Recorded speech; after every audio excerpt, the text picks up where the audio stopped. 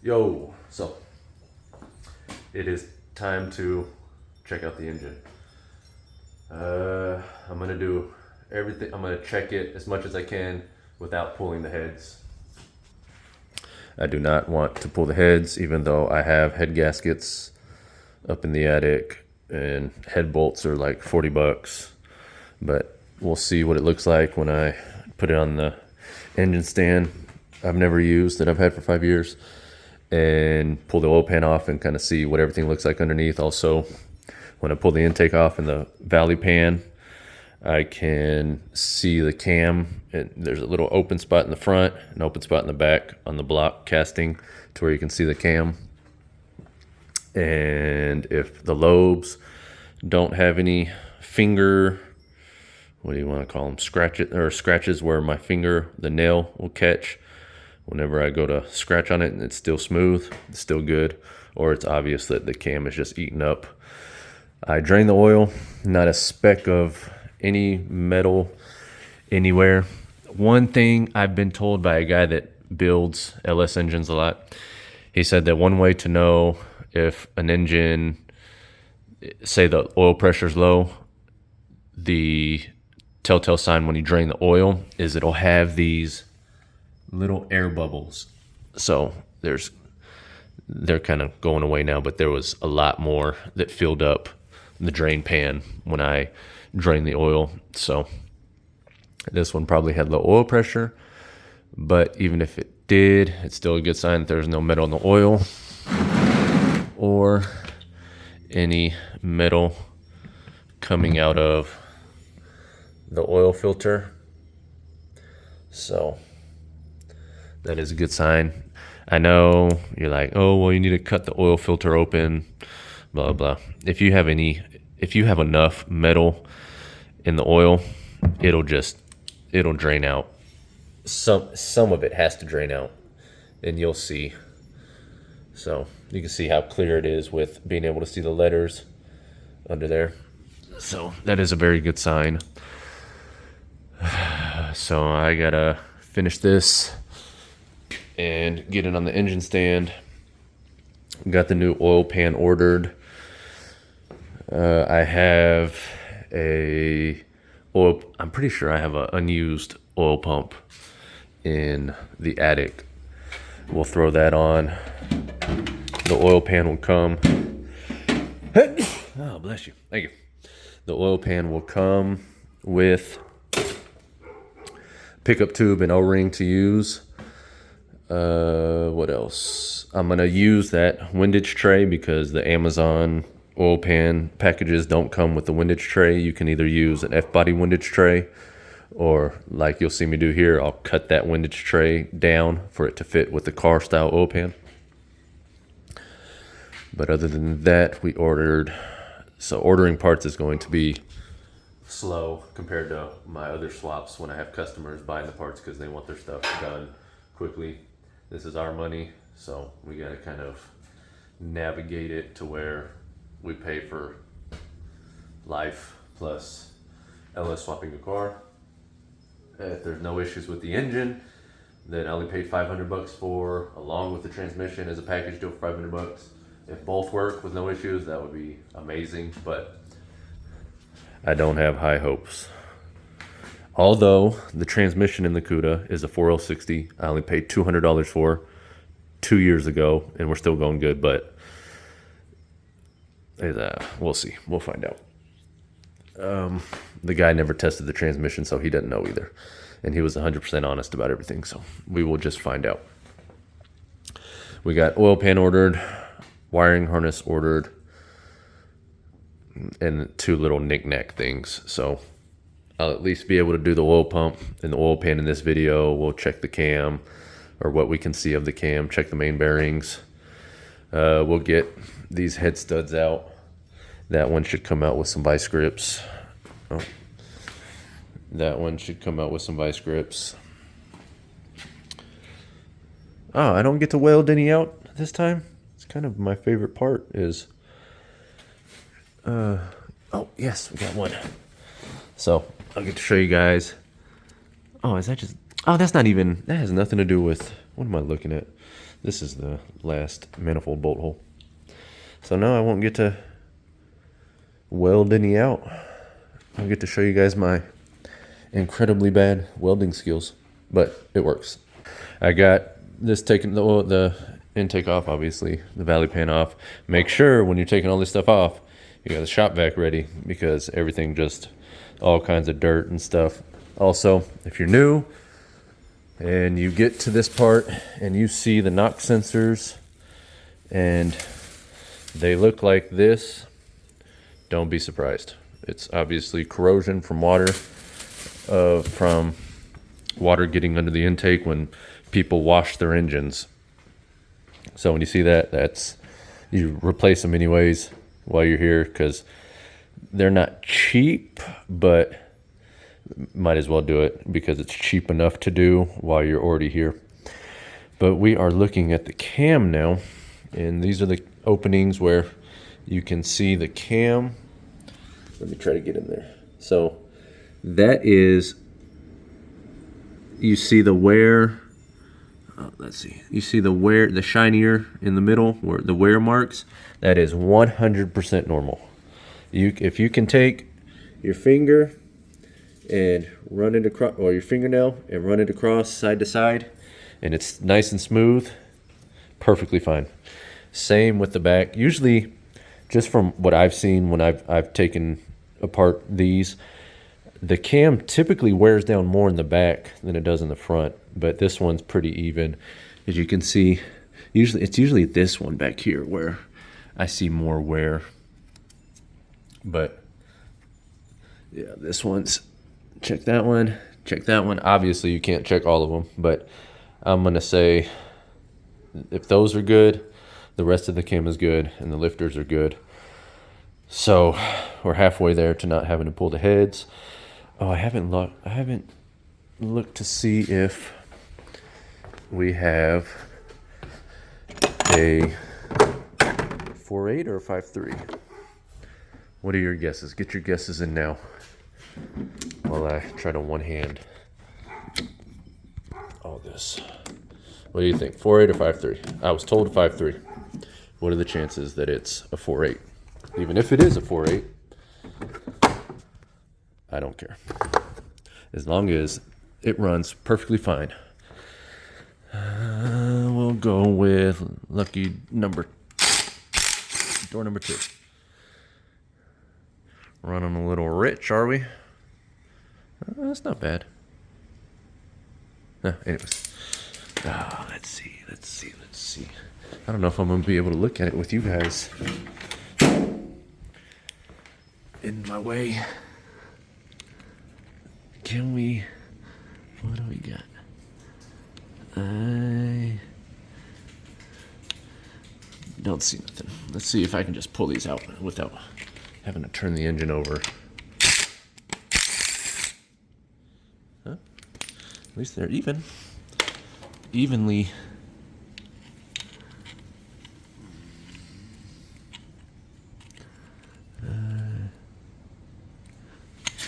Oh, come on.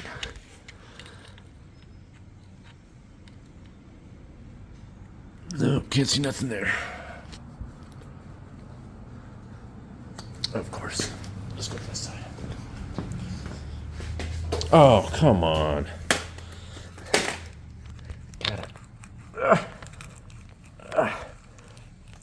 Oh my gosh. Yeah, just give a brother a break. Oh yeah, same on this side. And no, and they're not oily. It's a good sign. Oh, where's my leg?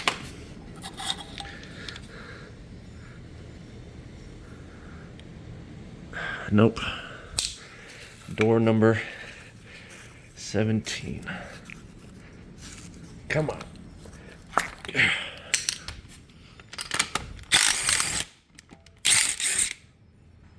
Yep, no oil.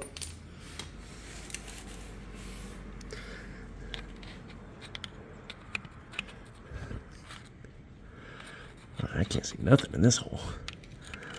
Light's not even reflecting. Okay. We're gonna have to come back to this. I gotta go pick up my son from school. I'll see you all in a second. All right, so I'm back, and I just put my breaker bar on it and turned it over. Hold on, see a little. Okay, there we go, a little cleaner. And doubt you'll be able to see it, but let me see if I can. Okay, I don't know if, yeah, there's no way. Oh, okay, you kind of see it where it looks like, you see that dark ridge right there? Kind of like where it starts to curve, that black line in the middle of the spark plug hole. That's the dish of the piston. So it is in fact a 5.3, which, okay, cool. Doesn't matter to me either way. It's either a 4.8 or a 5.3, and it's 5.3. So now I need to, I'm gonna pull off the coil packs. I need to get this fan clutch off, which is fun. They make it, there's a tool at O'Reilly's you can get that holds the water pump with a bolt and that bolt hole right there, and then you take your wrench and you break it loose. But I might just pull the water pump off with it and do that later. Let's get that off and then flip it over and get the oil pan off.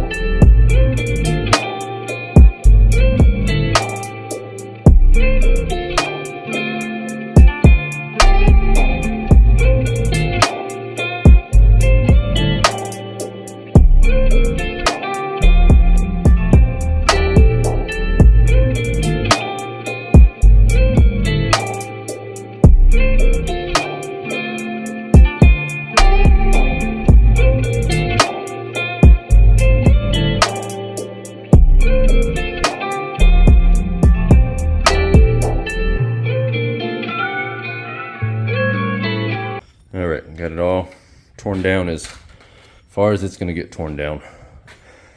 Let's check it out. So I'm not an expert or really that well knowledged about main bearings, main caps, but I've been told you don't want side to side play. Front and back is okay unless it's obviously just crazy amount.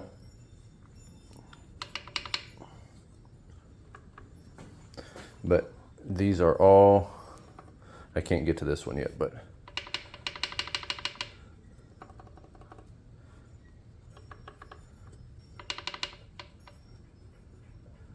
these all seem fine, or at least we'll find out when it gets to running.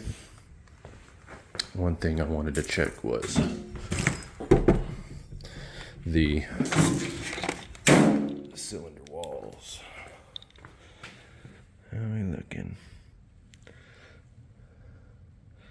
That one's nice and oiled up.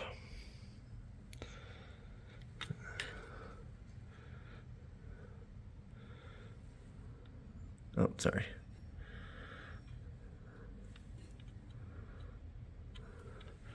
Let's see if, don't feel nothing there. Oh, that one's got some rust dish in it. You see it?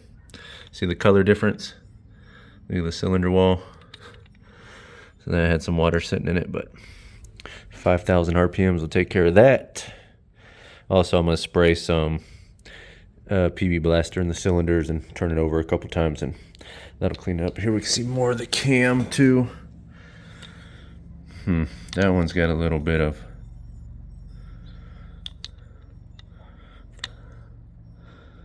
let's look at that. Can I get my hand in there?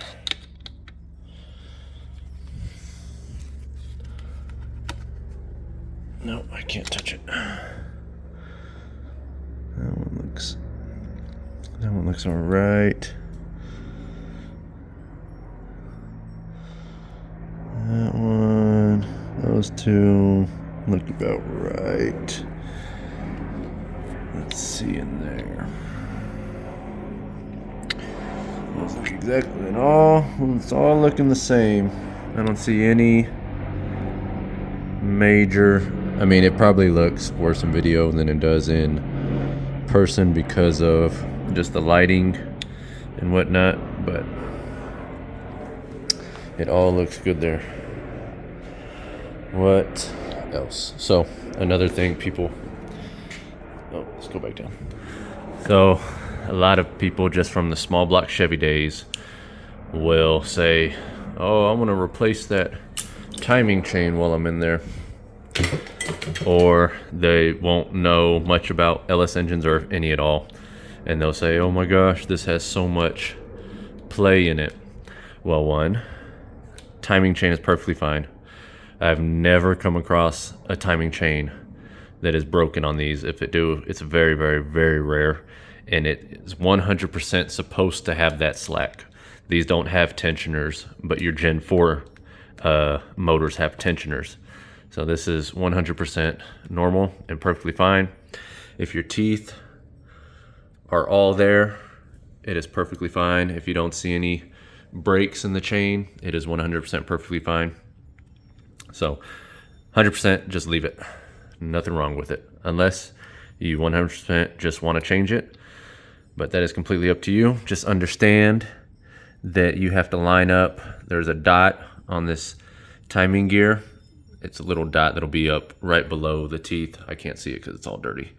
And you have to line it up with the dot that is also on the somewhere right under the teeth of the sprocket, because that is your timing dot, and you have to line those up, because the only way to get the chain off is to pull this off, and you got to line it all back up. So not messing with that because there's no need to. Going to throw on the oil pump. And then when the oil pan gets here, throw all the oil pan on. I got to get a front cover. I should have front cover gasket up in the attic. Well, look, front cover gasket. Put the front cover back on. Turn back over, clean it all up, and it'll be ready to go into, well, to bolt up to the very low hopes of that working transmission. So I'll see y'all when we get there. All right, so it's a couple days. No, I think it's one day later.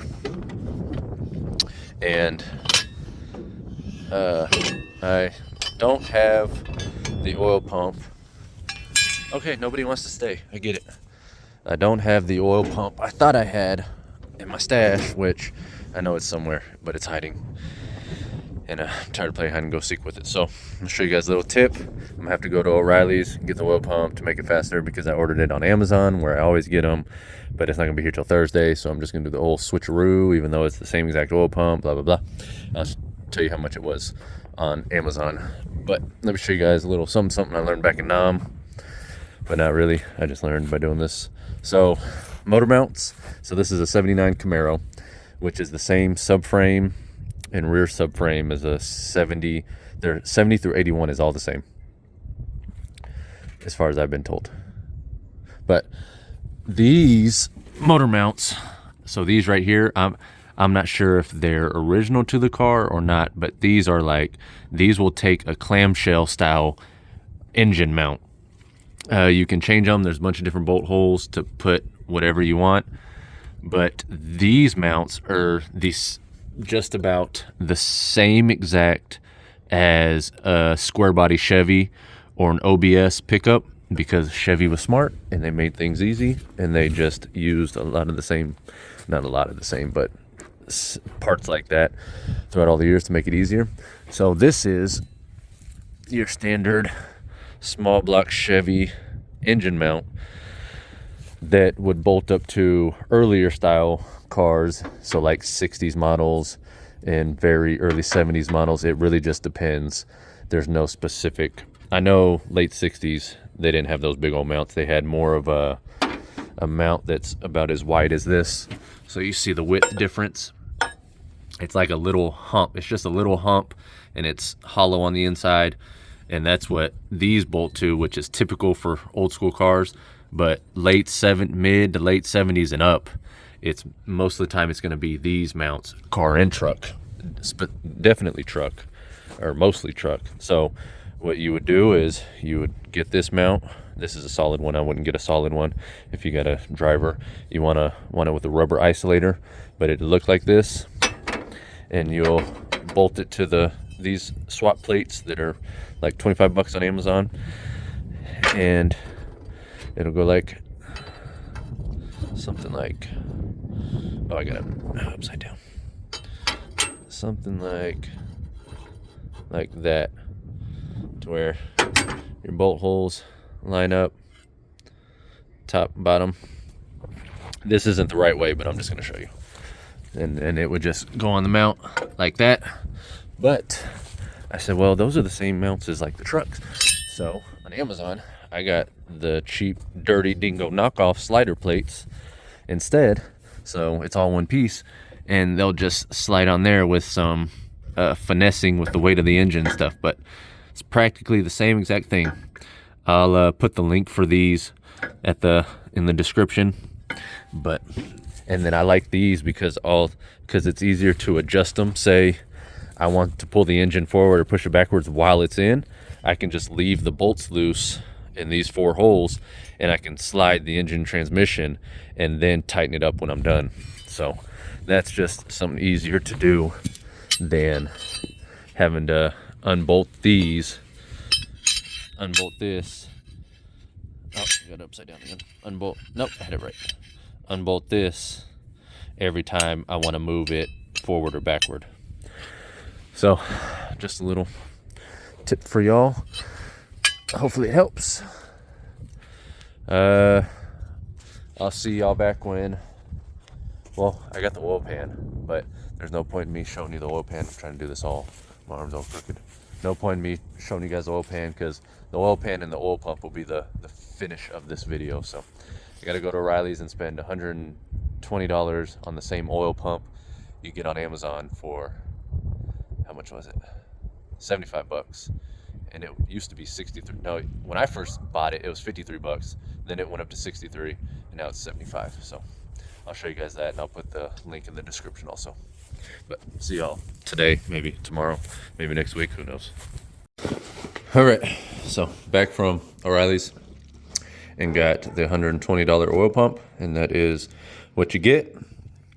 Just reference that part number, or I'm going to post the link in the description, so I guess it really doesn't matter. But M295, standard volume, standard pressure oil pump. That's all you need. If somebody tells you need a high pressure, high volume, no, you don't. You just standard pressure works perfectly fine for whatever application you need it in. The biggest thing is O-ring pickup tube. That's typically the first failure when it comes to low oil pressure on these Gen 3 LS engines. But that is the oil pump we were going to use. And I'm not sure if you noticed, but we got stickers. So mailing those out today. And if you want one, you got to go to the website and get one. Go to CrustyClassicsGarage.com. They're $5, and I only ordered, like I said in the last video, I only ordered 10, and I believe there's like 4 left, I think. So they're not flying off the shelf, but go grab you one of those. We got the oil pan here. We got the engine. I have to cut the This is, why was I about to say this is the pickup tube? I gotta cut the windage tray. Show you guys doing that. But let's do that real quick.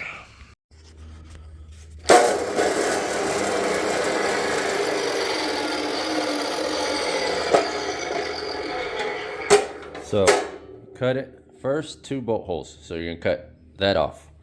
It doesn't have to be perfect. You just need really this. If you want me to be honest with you, even if you don't use this, you'll be perfectly fine as long as you just keep your oil level where it needs to be. But we're on YouTube, so we gotta be ASE certified.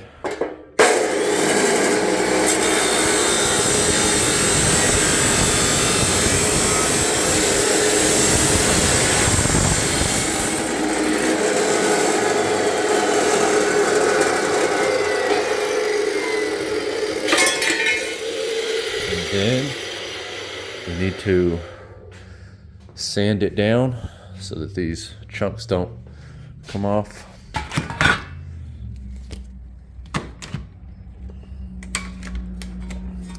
Want to get these bad boys off. We call them burrs. So I'm going to show you how we do that. First, you get your sander, which is up there. Psych! You find your sidewalk and you come on, give it. Can't do it with my left. My right hand's my strong hand. Give it a little. There we go.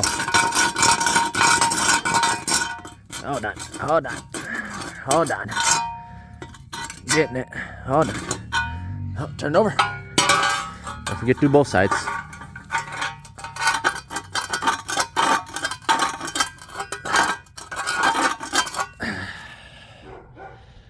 Oh yeah.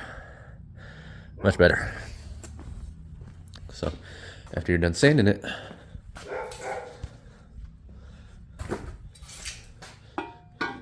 just drop it on, just like that. Perfect.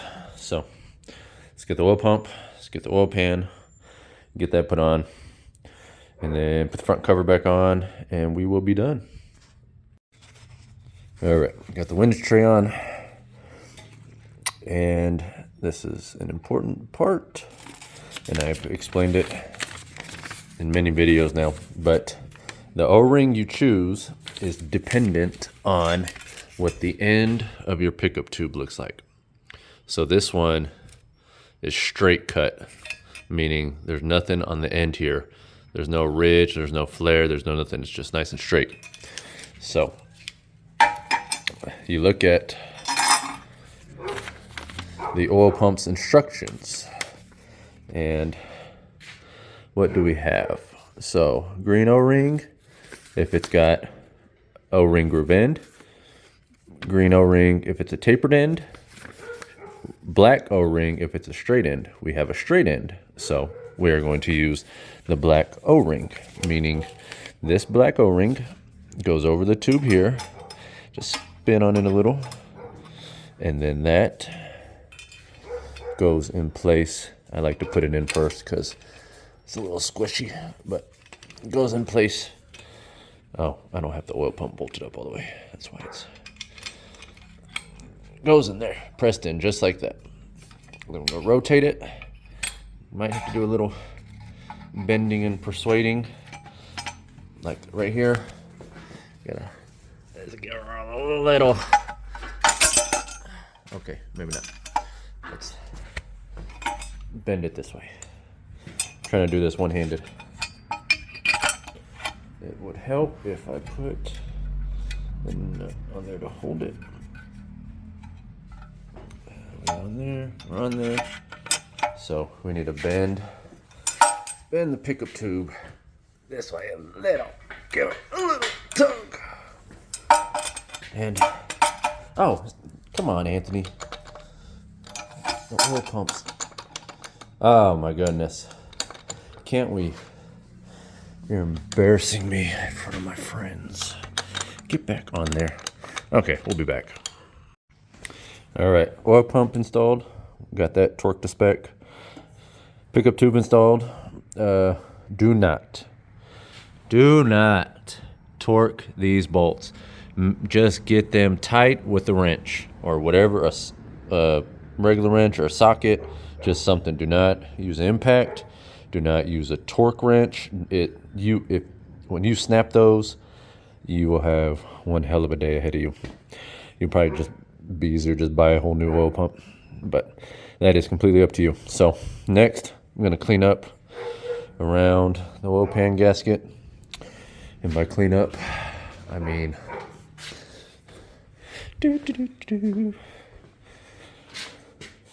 clean. Oh, missed a spot. Clean.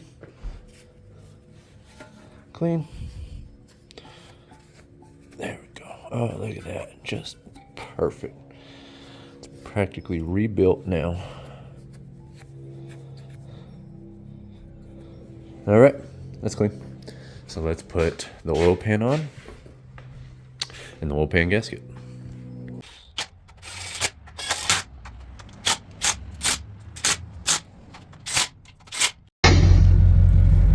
Had to run to O'Reilly's to get a front cover gasket that I thought I had, but I didn't have.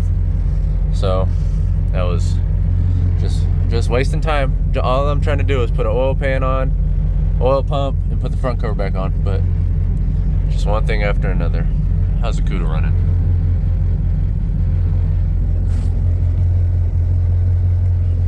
I like it. I gotta try and get out of here.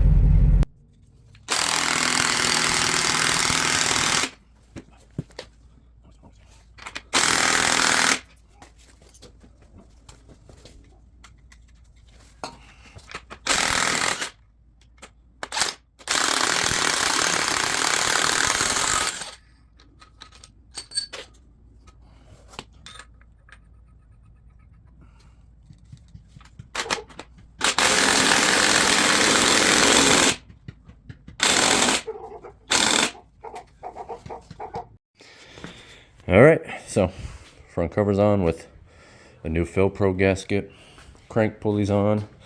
As you saw me torque it to spec, I think it's time for me to get, oh yeah, it is time to throw this one away. She might be a little used, so, all right. Well, at least I need to keep these washers, but that is now junk. But it's like 20 bucks on Amazon. So I got my use out of it. I've used it probably 10 times. But that is the end of this video. We got our Holley 302-2 on. I showed you how to do the windage tray, got the front cover on. A million people will tell you you need to align the front cover before you put it on. I never had an issue. Same with the rear. They say the same, never had an issue. I didn't change it. I didn't see any signs of it leaking anyways. Next, I will pull it out and pressure wash it and clean it up, but I'm not going to paint anything because there's really no point. I would only paint it black, and if you paint it black, you can't see it after the accessories and headers are on anyway, so no point in wasting paint there. But that is it. Next time you see this whole setup, I'll have the transmission bolted to it, and it'll be ready to go into the Camaro. Remember, don't forget,